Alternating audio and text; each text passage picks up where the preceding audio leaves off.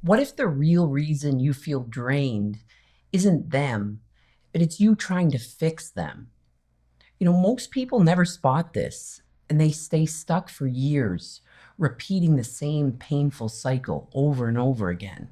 We all know someone who brings the mood down, who always has something negative to say.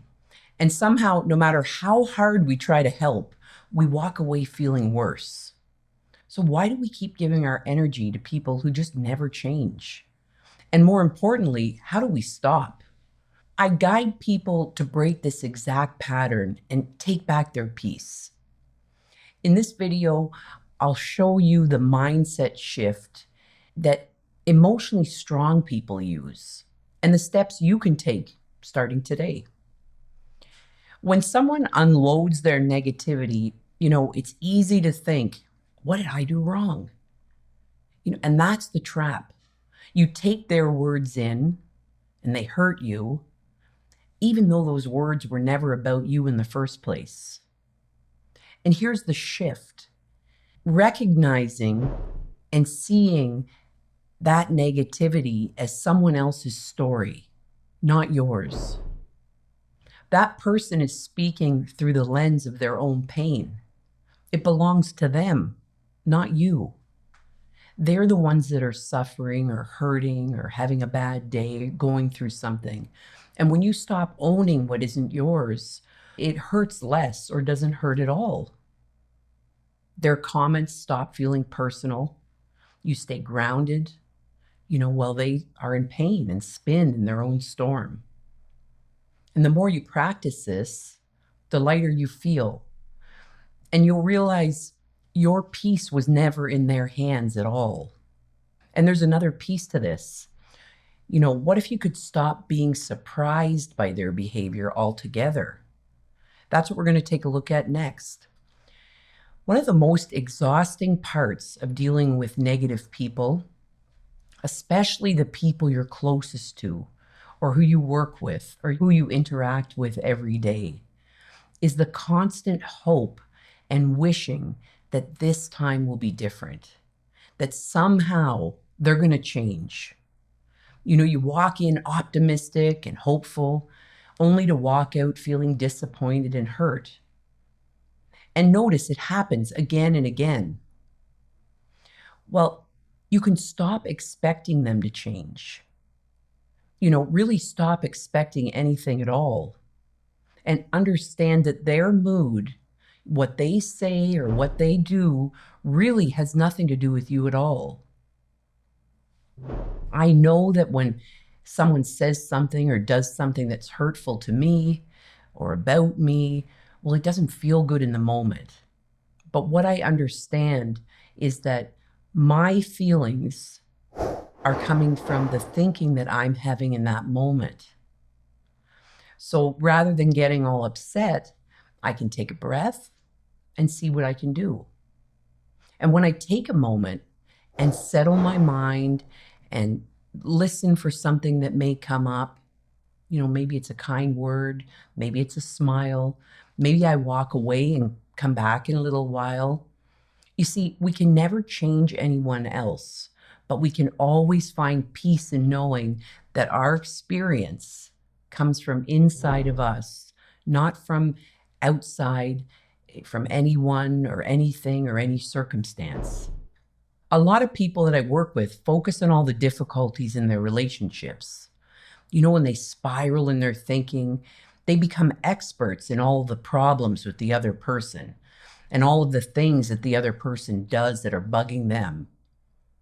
All of this negative thinking, really leaves little room for seeing with more perspective, and that's where you're going to find some creative thinking. That's where you're going to have clarity. When you accept others for who they are, you live in a calmer, more balanced place where you will be able to come up with new ideas. You'll think of ways to work things out. Think about all the times when you're in a lineup at the grocery store that's moving too slow. You've got to buy groceries. You have no choice but to wait in the lineup. But you do have a choice about how you feel while you're waiting. You're frustrated, ticked off that it's moving too slow. Maybe you're annoyed with the teller. She keeps having long conversations with each person that she meets. Or you can notice how kind and caring she is with each person that she meets. You can look around and smile at a neighbor in another lineup. You can make giggly faces at a baby who's not happy to be in the lineup either. The point is, you have a choice about how you show up, who you're being, what you choose to focus on, and how you feel about the situation. How you think about people in your life is either going to move you to more difficulties or it's going to move you towards a more peaceful life and more harmonious relationships. Now, what about the part of you that still feels responsible for fixing other people's problems? We jump in to help other people, and it's all with good intention. We want to fix their problems. We want to help them out. But it becomes a problem for us when we start having feelings of resentment or angst or frustration. If the weight of everyone else's problems is sitting heavy on your shoulders right now, this is something that you are creating in your life. And if you want to relieve that weight, well, you can. No one needs to be fixed. No one is broken, including you.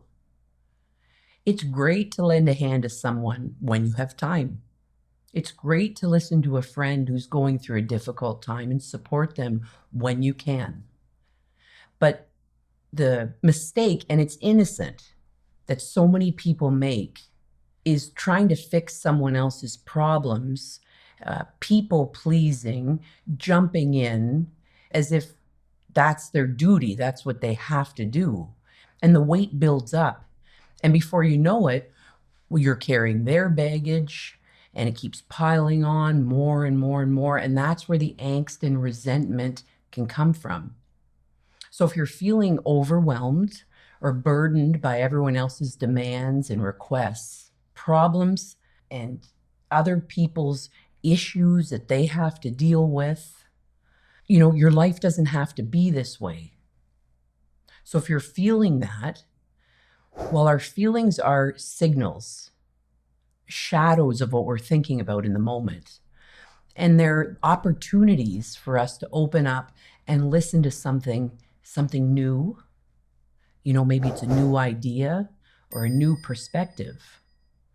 Whether it's a boss, a good friend, an employee, a child, a parent, if you get that feeling of angst, frustration, oh gosh, I've got to do this again. Instead of doing what you always do, jumping into problem solving or rescue mode, try quieting your mind. Relax and notice if something new comes to you. A new way of responding, something that feels better for you. You see, you can't change other people. You can't stop them from calling you or asking for something or wanting to bring their problems to you. But you can change how you respond, what you do. And you can create a relationship with that person that you feel good about. So the path forward really is just to let them own their own choices. Their decisions are theirs to make, and the consequences are theirs to face. Like, you can care for someone without carrying all of that. You can support without jumping into rescue mode and saving them. When you focus on what you can control, yourself, your boundaries, your happiness, and you reclaim your peace, these are the choices that you have. Now, I was thinking about boundaries, and boundaries are interesting to me because it sounds like walls that we're putting up where we let certain people in and certain things in, and we block certain people out and certain things out. I like to think of boundaries as kind of knowing who I am. We've talked about understanding that another person's negativity and problems are not our responsibility, and how we can care and love and support them from love and good feelings, And so I thought I'd just share a little bit about how I feel about boundaries, and maybe this will be helpful for you. I think when we talk about boundaries as letting people in or not letting them in, or letting certain circumstances in and not certain circumstances in, or not doing this and not doing that, it's more of an outside in discussion. Like, you do this and you do that, and you do this and you do that, and this is what I expect, and then I'll be happy. I tend to think of boundaries more around what makes sense for me in the moment, and it can change. When someone says something that hurts me, and they do it over and over again, well, what makes sense? Maybe spending less time with them. Maybe it's addressing the comment. Maybe it's letting it run off my back and focusing on what I like about them, what I love about them. What makes sense for me are my boundaries around who I spend time with. I have boundaries around what I eat and nourishes me and feels good for me. I think of boundaries more as inside of me, what feels right for me and what makes sense to me in that moment, with the circumstance that I'm in, with what's going on right now.